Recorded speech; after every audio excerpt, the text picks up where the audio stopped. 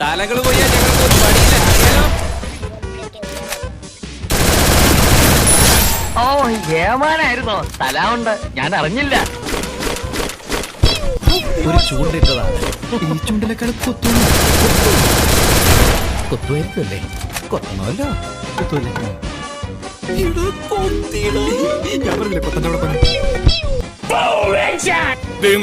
ഞാൻ കൃതാർത്ഥനായി.